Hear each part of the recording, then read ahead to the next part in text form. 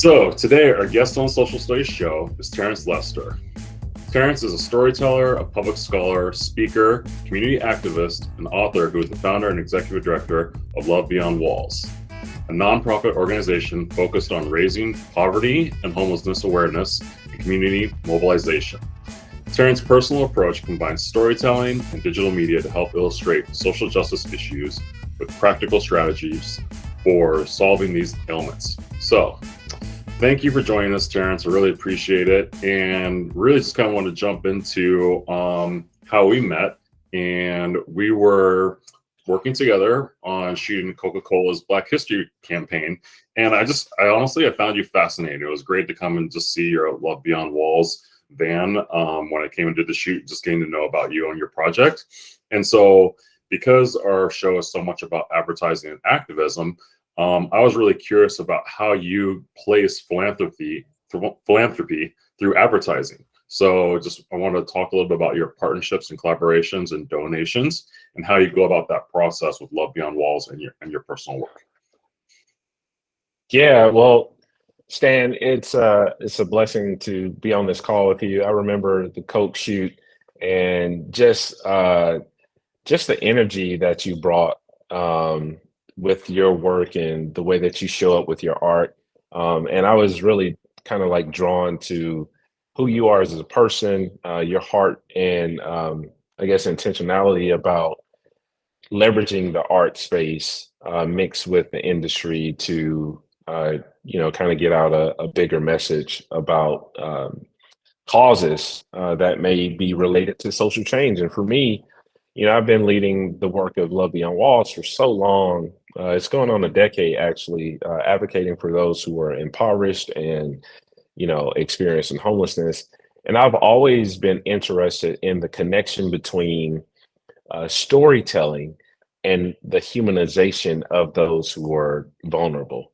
And so sometimes you can tell stories, but that's not humanizing. Sometimes there are stories that are being told about communities, specifically those who are Black and brown, and sometimes even communities who are impoverished. And those stories are not told in ways that are affirming of the inherent worth and value of each person in those communities, right? And so I've always been fascinated in how can I show up in this work to do advocacy work, stand in solidarity with those that we're walking with, right?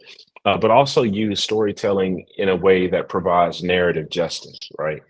And when I talk about narrative justice, I'm talking about reclaiming the stories from dominant narratives and telling the stories from a perspective that is grounded in the reality of those who have the courage to show up and suffer in this country, as one scholar says, these yet to be United States of America. So I've always been fascinated in, mobilizing corporations, leveraging storytelling as a way of bringing awareness to our work, which creates this partnership and this sort of empowerment that gives us really the equipment to show up and continue to stand with those who are pushed to the margin. So that's how I see it. So when I look at that, and I guess whether it's like you're doing a partnership or a collaboration, right?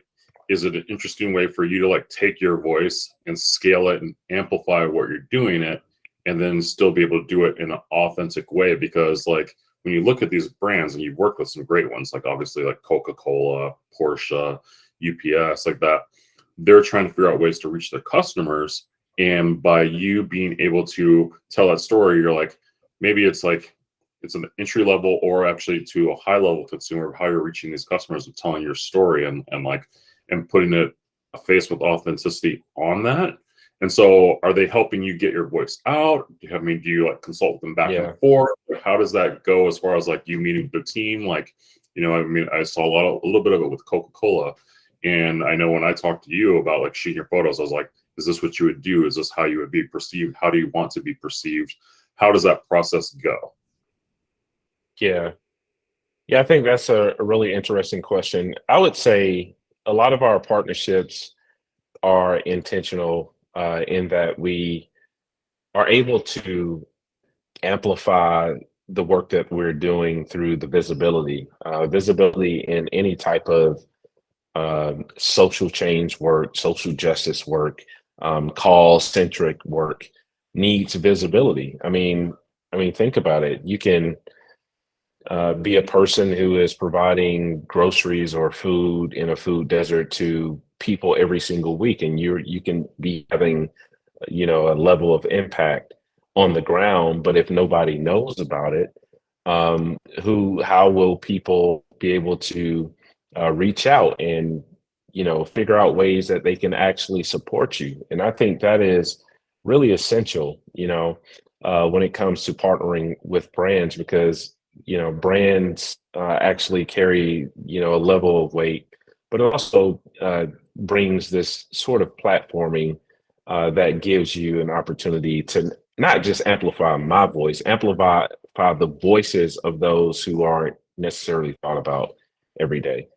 Um, I don't know if that answers your question, but I've always seen those moments as opportunities to get to know the people who are working with the particular brand, but also opportunities to, communicate this narrative in a way that's aligned with our story. So when people actually do reach out to us, they get an authentic picture of who we are. No, I love that. And I think something that you kind of talked on and touched on is it's not just your story. You're actually going and finding other stories that need to be told. And I think that's something with me as far as photography, where I've had to like look at that and put myself in other people's shoes. And realistically, that kind of like brings me around to kind of we're going jumping all over the place, but I wanted to talk about your book and how you're talking about how confronting buried history can build racial solidarity, right? Because Yeah. I think talk about things today as far as like you've got the internet, you've got social media, and people's attention spans really short, right? But you've got a lot of Mm. mobilized people in Gen Z and millennials that actually want to do really the heart's in the right places pushing activism, but they haven't really gone back and studied civil rights history. And like all this information is right Yeah. there, but I think because of the short attention span, people really haven't dug into it. And so a lot of times when I talk to people about like they're asking me about how to get into media and what I do and how to do this and what are some of the roadmaps, but also some of the potholes. I think you have to study civil rights because you have to see what's kind of been done before, so you can kind of see where to like it needs to be pushed next. Because a lot of times people are kind of falling into the same trap because they have to actually look back to be like, oh, this has been done before. This is how you like work around and navigate this space. Mm. So I wanted to Mm. actually hear a little bit about your book and how you see that as building racial solidarity and some excerpts from that. Yeah, I think for me, I have been able to navigate a lot of different spaces, um, you know, that are very homogenous and, at its core, like whether it's white space, black and brown space. I've been in Latin American spaces, um, etc. And, you know, sometimes working in those spaces, you kind of like, particularly white space, you kind of realize that the gap in understanding one another is related to our gap in understanding history, right? Um, and I'll never forget. I was I was doing some work in this predominantly white space, and um, it was around the time when um, uh, Philando Castile was murdered, Terrence Crutcher, and you Sandra know, Bland. yes, Sandra Bland, and like a lot uh, of my white colleagues would walk up to me, and they would just always like ask, like, why is this still happening? Or what is the uproar about, right? That buzzword. What is the uproar about, right? And it always like not only causes a little bit of racialized trauma, but it's like, you know, sometimes people who have not lived this history or are connected to this history in a way that is still impactful to a group of people really don't understand. And so I started to really wrestle with how do we how do we communicate this history in a way where you give people an opportunity to know not only the history but the person who is embodying this history, right? Because sometimes, like, we could sit, face to face, and you can see me, but if you're not understanding everything behind me that has shaped me and caused me to be who I am, then you're missing a huge element and part of my particular story, right?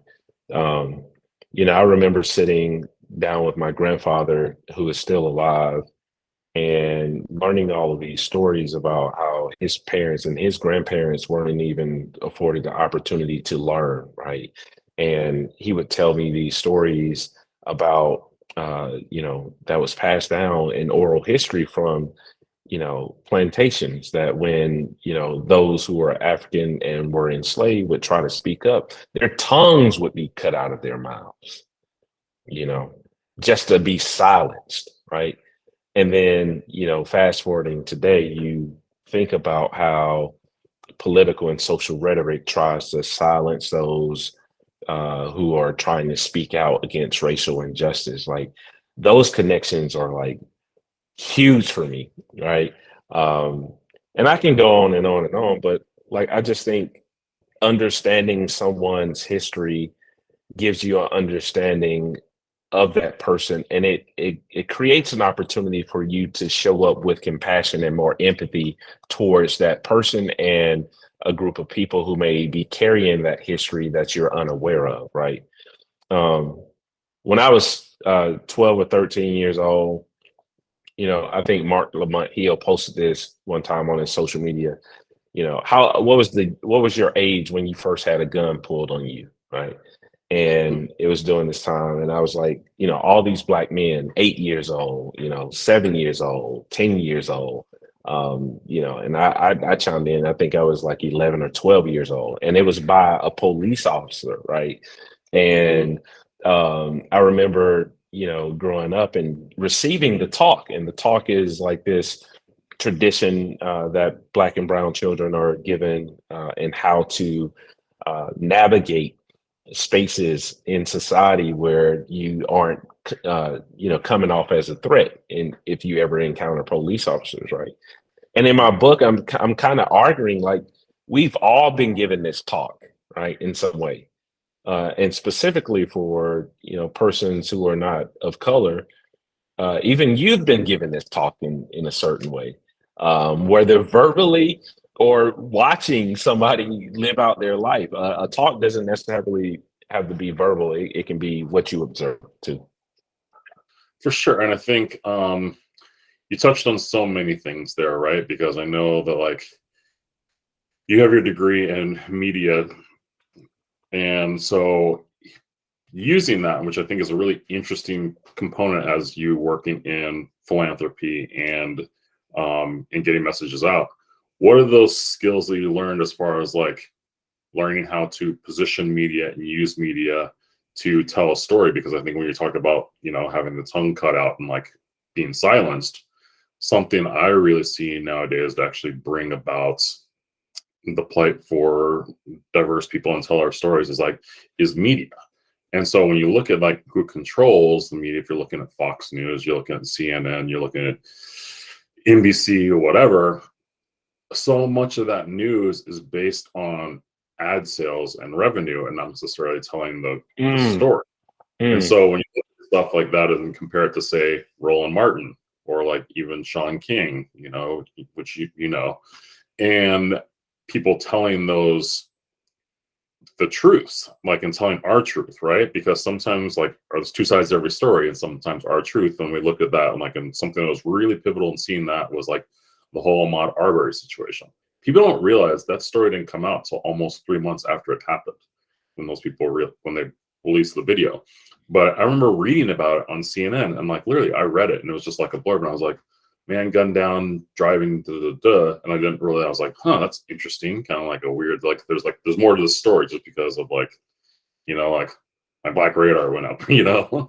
But seeing that, and then once the video was released, right, it's funny because there was the written word, but seen on a video. And this also circles back to black trauma and something I was talking about as far as like therapy and how that goes right there, right? Because recently we just rewatched the Tyree Nichols situation. And to be completely, I just didn't watch the video. I don't want to watch it. I just like, honestly, I've just seen enough, like, you know, like I don't know. I've just been in a mood where just like I just don't need to see more black trauma right now. It's just not really what I'm like into. But it was an interesting thing that I saw, and I want to key on this, like, right? On Instagram, it literally was locking my Instagram onto Sean King's page to watch it. So like you don't have to tap because like this is a graphic silent thing there. And it wouldn't scroll past. I really was just trying to like scroll because I just didn't want to see it. And I literally had to mute him because I just didn't want to see Tyree Nichols being beaten. And it was just a interesting thing of like, is that algorithm actually trying to display this to people and force people to watch it because of analytics? And it was an interesting thing of like, for me, of like seeing that and being like, wow, they're really just like trying to force me to watch this thing and I don't want to watch it. So again, we can go there, but I'd like to hear your response to that. Yeah, man. I just got chills in my body, even like hearing you talk about Tyree Nichols and Ahmaud Arbery. You know, I remember even going back to 2020 when it's just like a lot of racial unrest, Breonna Taylor, Ahmaud Arbery. I mean, it was just back to back to back. And you go like to live in a black body, you don't even know where you can like sometimes be and feel safe, right? Um, and we kept seeing these instances where it's like, man, I can't run in my own neighborhood without the thought of being shot, or I can't sleep in my apartment. And I remember the police officer who breaks into this another person's apartment and thinks that the person has broken into her apartment and guns down. It's just so many instances where it's like, bro, racialized trauma affects those who have been in the presence of it, like black people. It affects us in, so many different ways, We begin to see ourselves, and and that's the scary, right? Because like you yeah, see that and you're like, that could happen to me, and that's the trauma where I don't think people understand as far as like putting that in TV and put it on there. Like I see those things, like I see Ahmad, and I'm like, dude, I ran cross country track in high school. You know, I'm like, that could be me. bro, Like it's see yourself, it, and so it, you're like, and it's what's that freaking me out? and it's like it's been consumerized, right? Is what I hear you saying. It's like black bodies being harmed in violent ways generates revenue. Well, that takes me to my next thing, right? I was watching TV and I And was like talking, that's scary though. That's scary. but it's a But it's reality. So also harmful. well, the thing about it as far as like media, because when you look at that and you're watching TV, and I was watching carousels on TV, like, you know, streamers, as far as that, and I was just putting something on, watch dinner, and the scroll, and then as the carousels go by, they show all the different movies, right? And when I'm looking at there, you're looking at like Till or Malcolm X or different things or different movies and stuff like that. And while some of them, a lot of them are educational and some of the documentaries, right? I was like looking at there and I was like, there's not a lot of boomerangs. There's not a lot of coming to Americas, right? It's scaled of the verses of like black joy in ratio to black oppression, right? And so I'm looking at the carousel and when you like look at that and you're like, man, how much money is being made off of black oppression in these TV shows? And it's like, it's a weird way to think because I know like people are trying to celebrate it, but also it was just a thing that like, and again, I'm not trying to say like, because I think these movies need to be seen. It's kind of like we were talking about as far as history, however you can reach people. But it was just a takeaway of that moment for me of just like, wow, there's like a lot of money being made in that category versus like Yeah. making joyful films. And I was like, and I like look at that and I'm like, and I guess us working in media, I'm like, how can I change that? Yeah. And yeah, trauma has become a commodity, um, specifically Black trauma. And I think what you're talking about is what I was talking about earlier about, narrative justice gives us an opportunity to tell stories centered in Blackness that has joy at the core. Narrative justice gives us an opportunity to tell stories of hopefulness, and the things that Black people contribute in ways that are overshadowed by the violence that's done against Black bodies, man. And for me, it's like that's one of the things that drives me so hard in my work, is because although I'm advocating and showing up to do hard work, I get joy from it. And I'm also trying to bring some type of goodness and joy into the world, uh, for those who are faced with oppression, mainly those who are Black and brown. So looking at that, and I think we talked about that. Um, Something we were discussing was Black men trauma, but also therapy and seeking therapy and finding help in that way. Because I think like something that people don't really understand, and I know a lot of post George Floyd rhetoric, a lot of people were like, "Oh, Black people just need to go get therapy," and I don't think that people understand there was such a chagrin against that in the community. One, and then two, how are you going to facilitate that and have that afforded? Because it's like it's not like you can just go to down and like have everyone go to therapy and like, and then two, who are the therapists, right? You need people who actually like that look like us, who have experienced those things. Like that's something where honestly, like I don't know if you obviously you live in Atlanta, but if you've seen that Atlanta with Donald Glover where he goes to the therapist, like that was like one of the most interesting TV shows of him actually going to therapy and putting that out there for people to see. And obviously it helped him through, but kind of I'm not going to ruin the episode, but it kind of helped him through in a different way.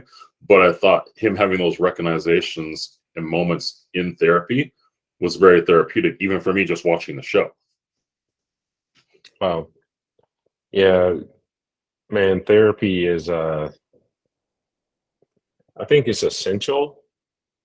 It's an essential tool, if you can afford it. But it's also one of those things, like you say, that is inaccessible to many persons, Black people and persons of color who are unable to afford therapy. I mean, you think about it, man. Sometimes a session itself can be over $100, right? And how long do you keep that up when you're thinking about, eggs have been inflated or milk is going up and you got to feed your family Yes. and you don't have enough to live on at the end of the month. And so you're kind of grappling with, you know, you know, what Choices. do I actually do? And then and sometimes therapy is also distant, right? You think about the number of Black communities that, a number of people who actually use public transportation, and they have to find public transportation if they don't have access to vehicles to actually, travel to these spaces. Who, like you were saying, in many cases, don't reflect their own realities and their social location and things like that, and it makes it really difficult. And then on the other layer is, this cultural thing, which I'm glad, Gen Z and, the millennial generation are becoming more aware about the importance of self-care and things like that. But then, you're fighting against generational trauma, and like people never talked, and to talk and open up is like a sign of weakness and all of For those sure. things. And like you have to literally overcome a lot just to Get pursue people to open. healing and healthiness. You know what I mean? And that shouldn't be. And I think, a radical idea that I've been thinking about is like, how do we grant more access to, you know, this type of healthcare, which is seen as a luxury, you know, because people need this type of support. Is there a way? I mean, like, here's the thing, just gonna, hypothesis wise, like that. Is there a way that in the avenue of there of looking at that and doing that through some of your corporate sponsorship or Yeah, advertising or things? Should we call Calm? yeah, we need to, bro. Man, you know what I was thinking? Like, so we in 2019 we launched this museum called Dignity Museum, and it's a museum that's focused on uh, homelessness and telling the stories of those who have journeyed through and overcome it.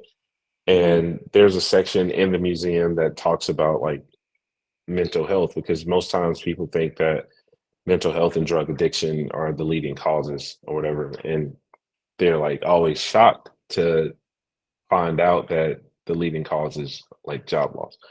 So sometimes I get these groups, man, they come in and we're talking about mental health, and you know, in very, you know, moments of transparency, you know, people who have high paying jobs, careers, and all of this stuff, I mean, they admit to the taxing of this particular privilege, so to speak, to be able to have the privilege and the honor and the right to go to mental health counseling if you have good insurance, right? Mhm. And we are discussing this, and the reason I bring that up, man, is because, you know, I've tried several times to create avenues and ways for people to serve in this way. Like, there was a time where I was thinking about like the telehealth market, and we wrote this grant, and you know, the industry responded, and like, there's not enough people in the helping profession in this way to even be able to handle the normal workload, let alone provide this type of resource to nonprofit organizations. We would literally need a corporation, a company, or someone to underwrite a significant portion of funding just to be able to staff therapists, where people that we encounter in our work would have ongoing access to this. Because as you know, man, like, therapy is not something that you do in a session or one session or two sessions or even three sessions. You know, it can start you down that journey, but like, to really have the type of support needed to do the inner work and to process the trauma, whether racialized or indirect, from like just being in this country and going through poverty, like, you really need communal support.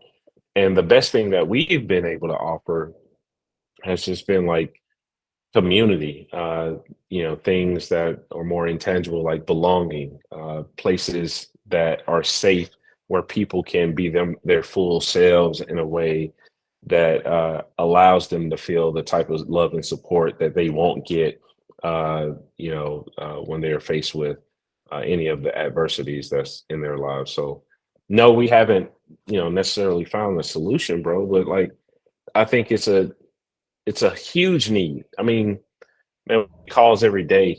I mean, you talk about the type of trauma, families living out of cars, or like being put out of motels, or, women fleeing domestic violence, or like any of these things, like veterans, people who serve the country and having to go through hurdles and hardships to even get their benefits. I mean, it's just a number of things that people actually go through.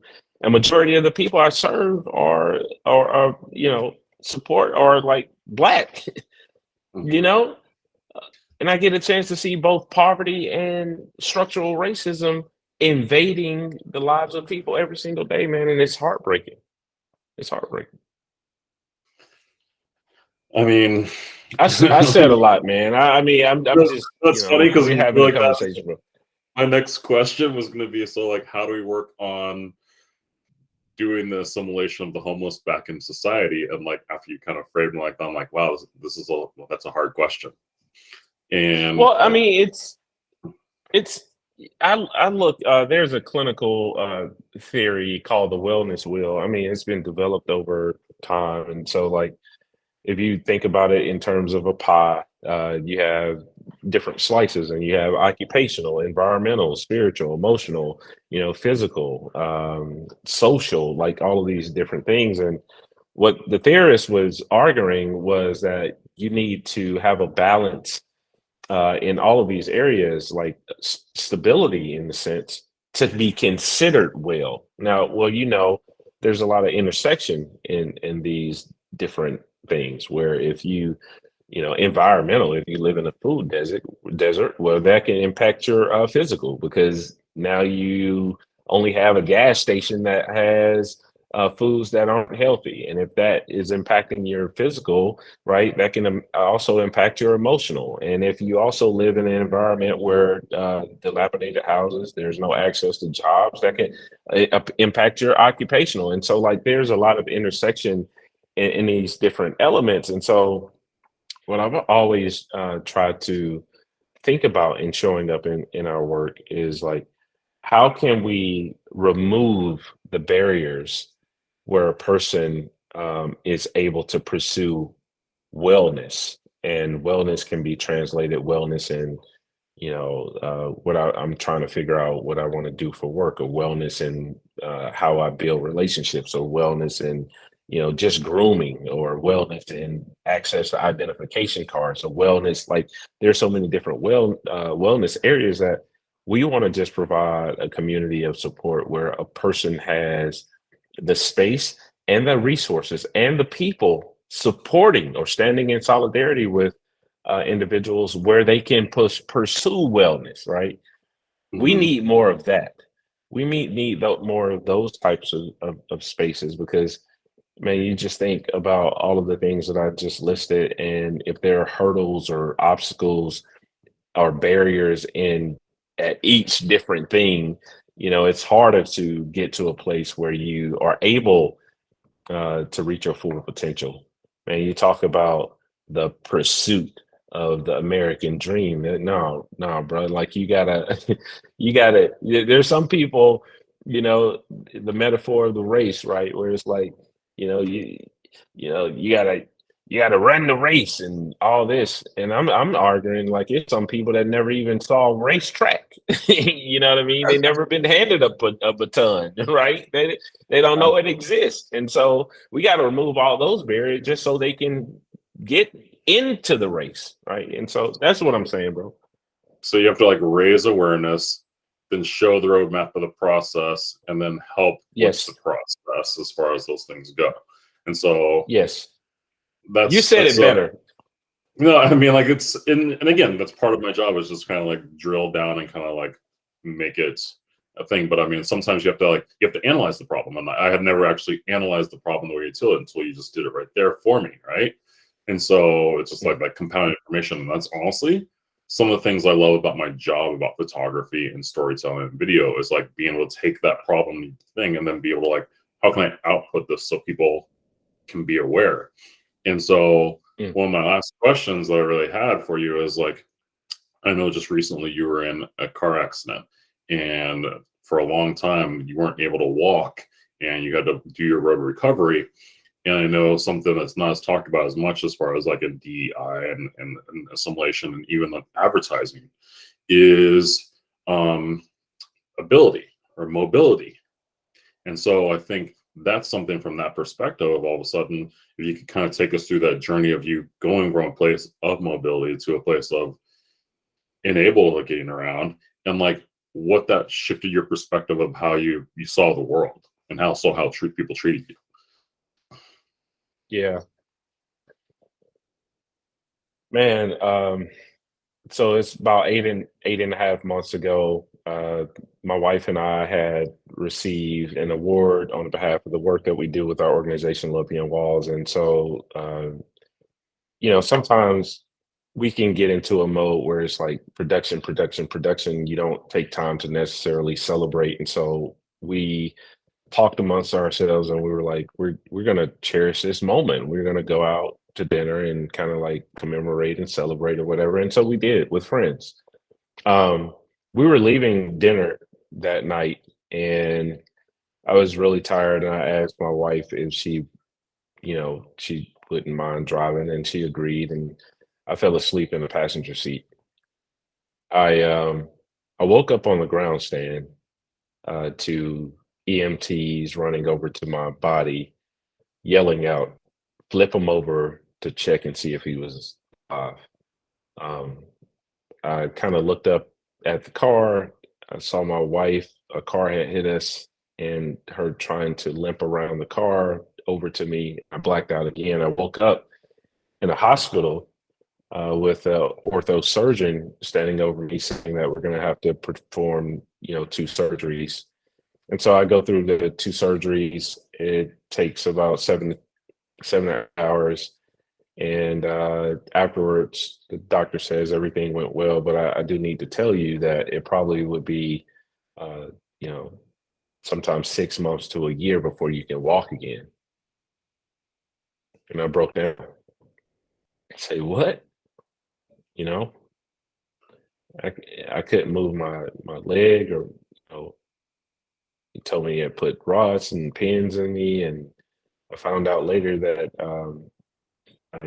my femur went through my hip. It broke and uh, broke the back of my pelvis, and I had some nerve damage. And I remember being committed to the hospital. I stayed almost a month in the hospital and had to learn how to walk again, be in a wheelchair. And mind you, man, like my whole life is centered around, up until this point, mobility. Mm-hmm. Being mobile in campaigns. I was being mobile in the commercial shoot with Coca-Cola when I met you. I was mobility and how I show up for my kids, just mobility. And what happened was, like, I think a large part of who I was as a person was attached to this idea of being mobile. I'll never forget getting out of the hospital. I was unable to move or put weight on my leg. I couldn't walk to the mailbox. I couldn't beat myself. Like, my wife showed up in a big way and like really supported me through the process. And Stan, I was taking 24 pills every single day just to reduce the pain. That's how much pain I was in. And then when I actually was given the clearance to like start moving around in my wheelchair and my walker and go out in public, and you know, it was just like a world opened up to me that I had never experienced before, like noticing, the lack of ADA accommodations in certain buildings, going to public spaces and having people look at you strange because you're using a wheelchair or a walker. There were times when people would say these very hurtful things, that were very, very ableistic, in front of my family with my children watching. And so like it really opened up this world where it's like, man, we have created a world where people who are living with permanent or temporary disability, it's almost invisible, right? There are many times when I felt the invisibility of how we have architecturally designed space, right? And when you talk about disability justice, you can't talk about disability justice without talking about spatial justice, right? How do we design space? How does injustice even show up in how we design buildings, man? Like there was times my wife and I, or my family would take me out to restaurants, and I couldn't even eat in the restaurant because they didn't have any ADA accommodations, right? And so, what are we actually saying with how we create space about who we want to be included and who we don't want to be included? And so like that really kind of deepened, you know, my compassion. I had been advocating for those who are like experiencing homelessness and such, and wrestling with the invisibility of spatial justice in that way. But it really just opened up my eyes in a way that I never expected before. And I had to fight and work, and fortunate that I was able to get back to a place where I'm able to move again. But it's been a journey. No, it's. I just did this shoot with Cisco, and we were like working with that with disabilities as far as that goes. And it was funny because we actually cast this woman, and before we did the shoot, I was at the Apple store. I broke my computer, and I just happened to go to the Apple store, and she worked there. And it was really interesting to see how Apple's doing all these different pushes, and they just did a whole interesting commercial on like adaptability for spaces and for people. And I just hadn't really thought about that world. And again, same thing. It's one of those things until you're actually in that space, and it just showed me of like, even with me, as much as I'm like think that my eyes are open about having perspective, how much I need to go and look and expound myself and look at researching and look at that as far as how to see and experience things in another way, and talk to the people who see things and do things in a different way and what their world is like. And so it's interesting you going through that process and hearing what's coming back, and all of a sudden seeing the world a different way, and how we can go about changing that, and just bringing visibility. And I think that's where, like, again, interesting as far as like media scale and like amplifying those voices and working with brands that actually want to try and tell those stories and actually change, make the difference in the world that way. So I really thank you for sharing your perspective, because it is really like interesting thing about hearing about you with your children and just like day-to-day things. And like when you put yourself in a place of mobility and helping people now, then all of a sudden it's like a scale thing, because if you can't help people, then like that's less people that you're actually being able to give yourself to. So it's interesting how it had that domino effect. Yeah. But obviously, it's great to see that you're come back from this and now have that kind of that semblance of information, and like now you're integrating that even more into your work, which is like a beautiful thing. Yeah. So it's a powerful story. So thank you for sharing that. And I mean, for me, and that kind of about wraps up just about everything that I wanted to talk about. For me, I guess just like I really would love to hear any advice that you'd give to your younger self. Because I know, like, here you've had the 3 ideals of Terence, anyone can make a difference. We don't live forever. And if it's worth dedicating one's life to, make sure no one feels invisible. So is there anything that you'd like to add to our audience and like have them take away from like getting to know you? Yeah. Man,